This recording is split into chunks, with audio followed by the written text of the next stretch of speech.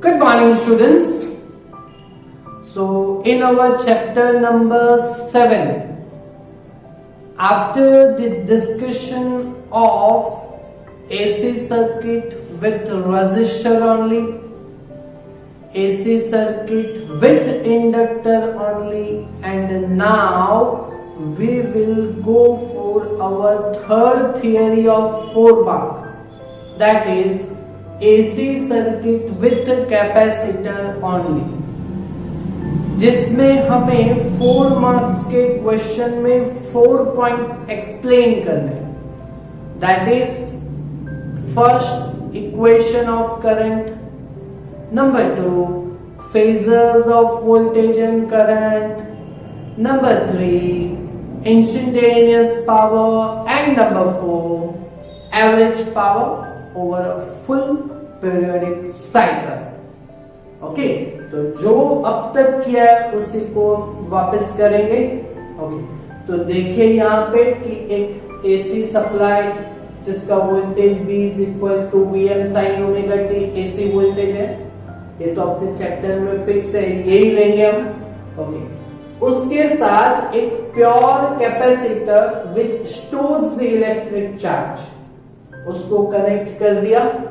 Okay, so according to this we have one statement in above circuit, a pure fully charged capacitor C is connected with AC supply।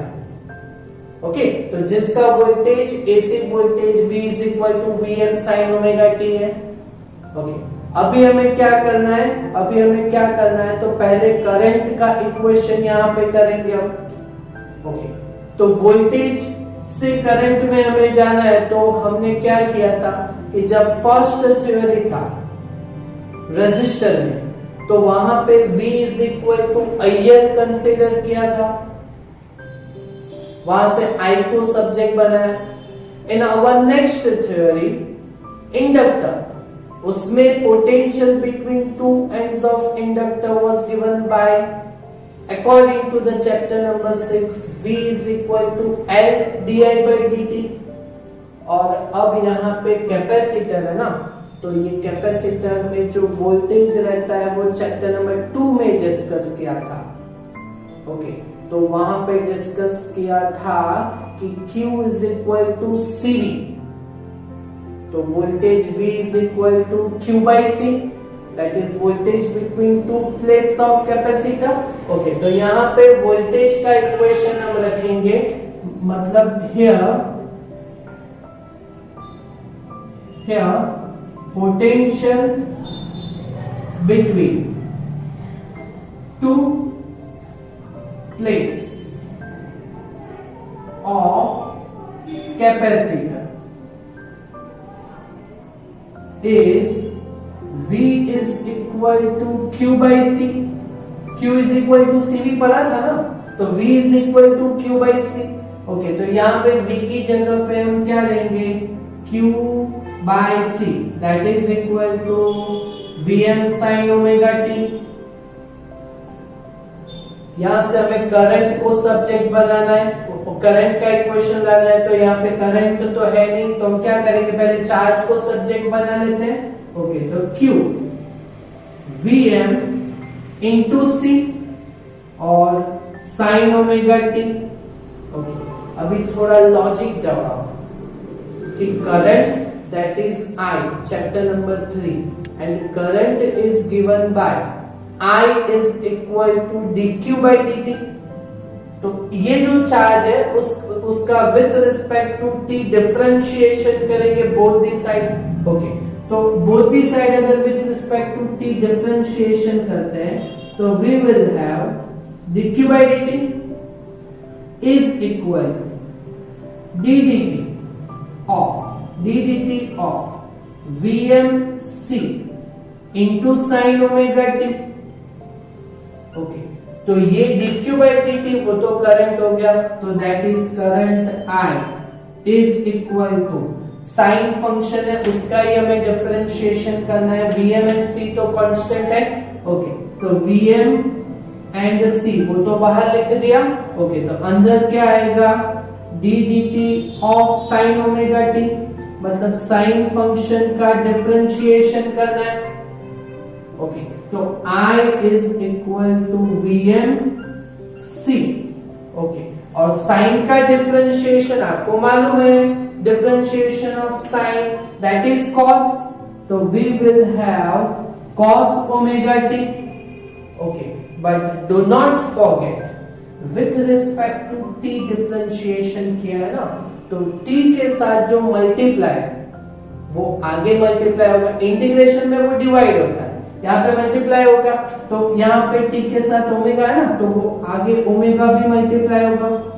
Okay, ये देखो, तो ये omega को हमने क्या किया हुआ है, अलग कलर से यहाँ पे मेंशन किया, मतलब आपको समझ में आएगा, ये आप भूलना मत। ओके, तो देखिए, तो I इज इक्वल टू, हम इसको ऐसे भी लिख सकते हैं Vm, और ये जो ओमेगा सी है वो न्यूमरेटर है, तो वो डिनोमिनेटर टू डिनोमिनेटर भी लिखा जा सकता है। ओके, तो Vm by 1 upon omega C, और कॉस फंक्शन बेस। ओके, तो ये जो 1 अपॉन ओमेगा सी है, तो वो आपको मालूम है ohms law, Im is equal to Vm by R for resistor, for inductor Im is equal to Vm by resistance की जगह पे reactance, इंडक्टिव रिएक्टेंस XL था, तो यहाँ पे कैपेसिटर में क्या आएगा, Im is equal to Vm by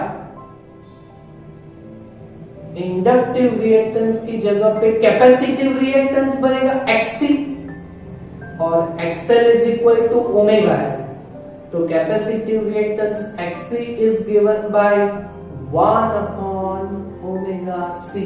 देखो ये है ना 1 अपॉन ओमेगा सी, तो ये 1 अपॉन ओमेगा सी को हम क्या कंसीडर करेंगे, कैपेसिटिव रिएक्टेंस, क्या कैपेसिटिव रिएक्टेंस, तो that is capacitive reactance XC, that is given by inductive reactance, that is omega XL, तो capacitive reactance XC that is 1 upon omega C, और इसका यूनिट XC और 1 upon omega C का जो unit है वो reactance ही है, वो रेजिस्टेंस की जगह पे आया हुआ है, तो उसका यूनिट तो ओम ही होगा। ओके, तो ये जो 1 अपॉन ओमेगा सी है उसकी जगह पे हम XC लिखेंगे, तो हमारा करंट का इक्वेशन क्या आएगा, तो I is equal to Vm by XC cos omega t। Okay, तो ये Ohm's law, V by resistance Im is equal to Vm by R, Im is equal to Vm by XL, तो Im is equal to Vm by XC होगा यहाँ पे। Okay, तो ये equation क्या बनेगा, that is I is equal to Im cos omega t। Okay, so this is the equation of current in capacitor circuit, AC circuit. Okay, यहाँ पे जो ये Im है, तो वो Im है, तो उसकी जगह पे वो किसकी जगह पे लिया हुआ है, तो Ohm's law, Im is equal to Vm by capacitive reactance XC। Okay, समझ में आया। ओके, तो अभी देखते हैं phasors of voltage and current. Okay, तो phasors of voltage and current मतलब उसके वेव फॉर्म्स दिखाने, तो वो theta is equal to omega T base, यहाँ पे 0, pi by 2, pi, 3 pi by 2 and 2 pi. Okay, जो वोल्टेज है उसका फंक्शन तो कांस्टेंट है, साइन विधेय के बेस फिक्स है ना। ओके, तो वोल्टेज को साइन विधेय that is sine 0 0 sine pi by 2 plus 1, तो वो क्रेस्ट और ट्रो के हिसाब से होगा।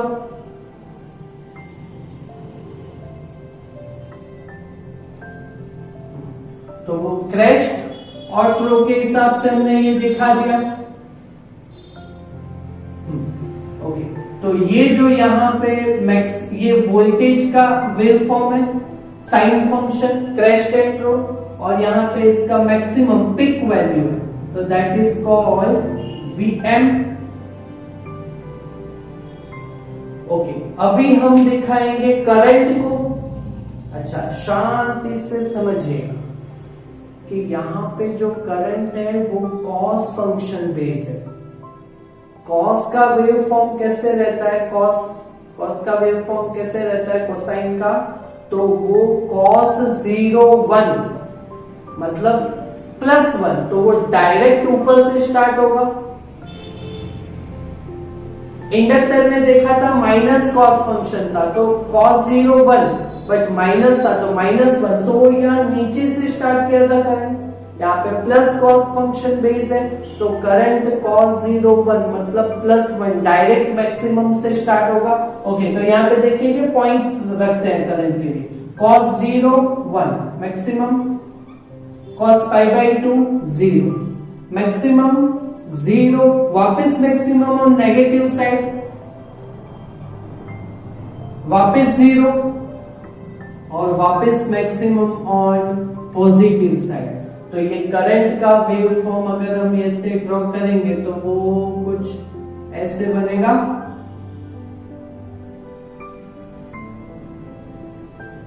समझ में आया? तो that is the wave form of current, that are the phasors of V and I। Okay, तो यहां पे वोल्टेज एंड करंट के बेस का फेज कितना है?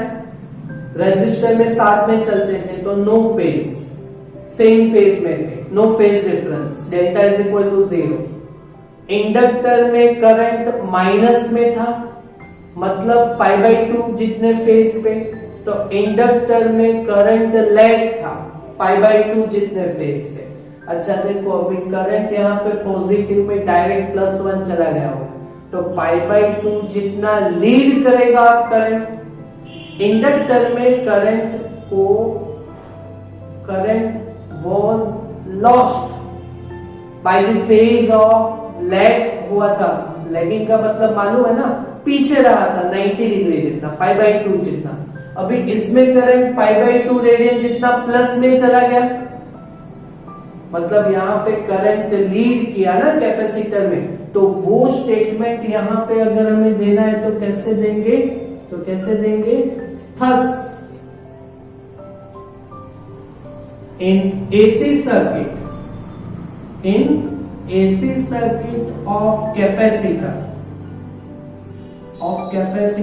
C, in AC circuit of capacitor C only। Okay, तो करंट अब lead करेगा वोल्टेज से। ओके, तो हम क्या लिखेंगे, current that is I leads voltage, यहां पे करंट लीड करेगा वोल्टेज से। ओके, तो leads voltage by the phase of π/2 radian. Okay, तो यहाँ पे जो फेज डिफरेंस है करंट एंड वोल्टेज का, तो ये जो फेज डिफरेंस है दैट इज डेल्टा। अगर हम इसको डेल्टा बोलते हैं तो वो प्लस लीड के लिए +π/2 रेडियन होगा, phase difference between current and voltage. समझ में आया क्या ये? ओके, चलो फिर तो अच्छा, तो यहाँ पे लीड हो गया और π/2 रेडियन जितना करंट था। ओके, ये वेव फॉर्म के टर्म में ये फेजर है। ओके, और ये जो यहाँ पे है तो वो मैक्सिमम Im दिखा सकते हैं हम, maximum value of current Im, peak value. Okay, इसी के हिसाब से एक स्ट्रेट लाइन वाला हम ये फेजर दिखा रहे थे। ओके, तो वो स्ट्रेट लाइन वाला भी किया हुआ है ना हमने। ओके, चलो तो फिर ये ऐसे 0 ओरिजिन, वोल्टेज तो फिक्स है, वोल्टेज V, ये मैक्सिमम वैल्यू Vm। ओके, और इसका जो एंगल है with x axis omega T. Okay, चलो अभी जब रेजिस्टर के लिए ये फेजर ड्रॉ किया था तो वोल्टेज एंड करंट के बीच फेज नहीं था, तो इसी के साथ करंट दिखाया था। इंडक्टर में current lags by voltage by the phase of π/2, मतलब नीचे की तरफ π/2 का एंगल था। अब यहाँ पे करंट ने क्या किया हुआ है, लीड किया हुआ है, तो करंट प्लस π/2 में मतलब आगे जाएगा 0 90, तो इस साइड पे आगे जाएगा 90 डिग्री पे। ओके, तो वोल्टेज के साथ 90 डिग्री का एंगल दिखाएंगे हम। Okay, so this is current I, और यहाँ पे 90 डिग्री का मेंशन करने के लिए ये राइट एंगल। ओके, तो ये हो गया करंट, और इसका यहाँ पे दिखा देते हैं maximum value, that is called IM।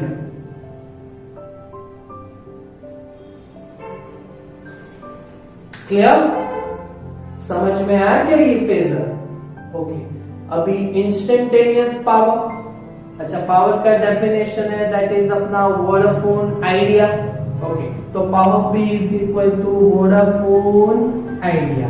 Okay, that is power P is equal to voltage का इक्वेशन क्या है हमारे पास, Vm sin omega t। Same terms ही कर रहे हैं। करंट का इक्वेशन यहाँ पे क्या आया हुआ है, Im cos ओमेगा t। अच्छा, दोनों के जो पिक वैल्यूज है वो हम आगे लिख देते हैं, Vm Im, और जो फंक्शंस है वो ब्रैकेट में, that is sin omega t and cos omega t। Okay, समझ में आया क्या? ये तो सब कॉपी पेस्ट ही चल रहा है हमारा। ओके, तो अभी क्या करेंगे हम, साइन इंटू कॉस। आपको मालूम है sine 2 theta, trigonometric sine 2 theta that is 2 sine theta into cos theta.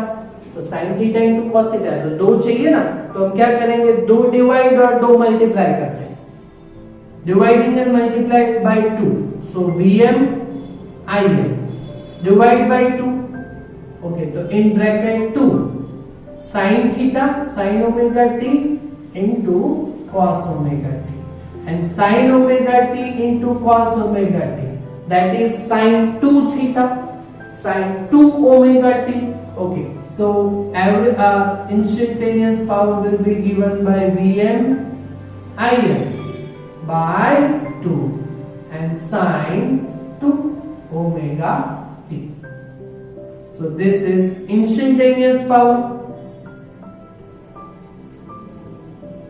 Okay, now average power over a full periodic cycle, मतलब एवरेज के लिए ब्रैकेट्स मेंशन करेंगे, समझाए फर्स्ट लेक्चर में। तो average power over a full periodic cycle P। Okay, इसका भी bracket हम लिखेंगे, that is Vm Im by 2 and sin 2 omega t। Okay, चलो ये जो एम्पलीट्यूड्स है वो तो कांस्टेंट, तो average power P is equal to, उसको एवरेज से बाहर लिख लो, तो Vm Im by 2, तो average of sin 2 omega t। Okay, और हमने फर्स्ट लेक्चर में पढ़ा है कि साइन एंड कोसाइन फंक्शन का average value over a full periodic cycle वो तो 0 होता है, और साइन स्क्वायर और कॉस स्क्वायर अगर हो तो फिर वो 1/2 होता है। यहाँ पे सिर्फ साइन एंड कोसाइन में दिया है ना, साइन में दिया है ना। Okay, so here average value of sine 2 omega t that is considered as 0। Okay, so average power P is equal to given by 0। तो कैपेसिटर में भी एवरेज पावर कितना आएगा, एवरेज पावर कितना आएगा over a full periodic cycle, that is 0, and power that is loss of energy, तो 0 है। Resistor में लॉस ऑफ एनर्जी मैक्सिमम था, बट इंडक्टर में भी एवरेज पावर सेम किया हुआ है 0, और कैपेसिटर में भी average power that is loss of energy कितना है, 0। तो ये भी लिख लेते हैं हम। Okay, thus loss of energy in AC circuit of capacitor only is कितना होगा? 0. No loss of energy. Clear? कर पाओगे खुद से? इजी है ना? ओके. और ये जो रिएक्टेंस है ओम्स लॉ के बेस, ओके, तो उस ये आपको अगर समझ में आएगा तो और 2 या 3 न्यूमेरिकल्स हम नेक्स्ट लेक्चर में कंप्लीट करेंगे. ओके, ये 4 मार्क्स का थ्योरी है. कर सकोगे ना? ओके, तो इतना काम आप कंप्लीट कीजिएगा. Thank you very much.